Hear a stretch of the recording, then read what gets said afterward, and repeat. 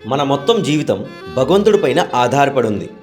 పెద్దోళ్ళు చెప్తుంటారు కదా, మన రాత బ్రహ్మ రాస్తాడని, ఏది జరిగినా మన మంచికే అని. అంతెందుకు, నేను చెప్పాను, మన ప్రతి ఒక్క కర్మం డిసైడ్ చేసేది భగవంతుడని. సో ఇక్కడ ఒక క్వశ్చన్ రావాలి. ఒక మనిషి ఈ కలియుగంలో తప్పు పనులు చేస్తాడు, ఆ తప్పు పనులు కూడా కర్మమే. సో ఆ కర్మం కూడా భగవంతుడే డిసైడ్ చేసిందా? సో భగవంతుడే డిసైడ్ చేస్తే భగవంతుడు ఒక మనిషి చేత తప్పు కర్మం ఎందుకు చేయిస్తున్నాడు? ఎప్పుడైనా ఆలోచించారా? భగవద్గీత చాప్టర్ 5 శ్లోక్ నెంబర్ 14లో శ్రీకృష్ణుడు అర్జునుడు చెప్తున్నారు, పార్థ, నువ్వు నీ కర్మం చేస్తున్నావు అనుకుంటున్నావు, బట్ నువ్వు చెయ్యట్లేదు. నీ కర్మంని నువ్వు డిసైడ్ చేస్తున్నావు అనుకుంటున్నావు, బట్ నువ్వు చెయ్యట్లేదు. నీ కర్మం పైన నీకు అసలు కంట్రోలే లేదు.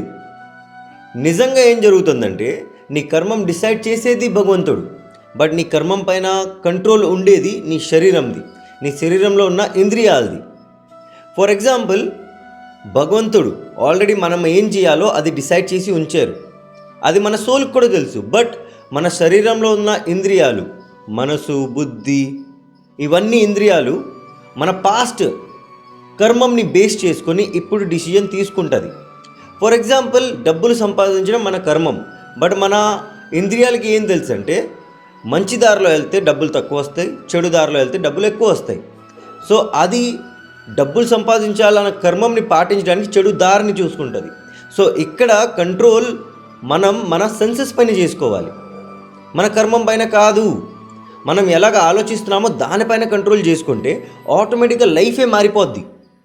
ఎందుకంటే భగవంతుడు మనకి డబ్బులు సంపాదించమన్నాడు, కానీ ఎలాగ సంపాదించుకోవాలో అది డిసైడ్ చేయాల్సింది మన మనసు.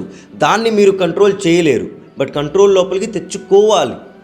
డిసిప్లిన్తో, యోగం లేకపోతే యోగా, మెడిటేషన్, ఇవన్నీతో మీరు దాన్ని కంట్రోల్లో తెచ్చుకోవాలి. అల్టిమేట్గా భగవంతుడు మన చేత తప్పు కర్మం చేయించట్లేదు. మన మనసు భగవంతుడిచ్చే కర్మంని ఎలాగ చేసుకోవాలో అది డిసైడ్ చేస్తుంది. అది కూడా మన పాస్ట్ కర్మంని బేస్ చేసుకొని. సో ఫస్ట్ ఆఫ్ ఆల్, మీ మైండ్ని క్లీన్ చేయండి. లిటరలీ చెప్తానంటే బ్రెయిన్ వాష్ చేయండి. పాజిటివిటీ లోపలికి రండి, స్పిరిచువాలిటీ లోపలికి రండి. మీ మైండ్ని ఏది తప్పో ఏది కరెక్టో అది నేర్పించండి. దానిపైన డిసిజన్స్ తీసుకోండి. ఆటోమేటిక్గా మీ కర్మం ఏంటో మీకు తెలిసిపోద్ది. మీరు ఎక్కడ తప్పు చేస్తున్నారో అది కూడా తెలిసిపోద్ది. పార్థ, కృష్ణుడు ఎప్పుడు తోడుగానే ఉంటాడు.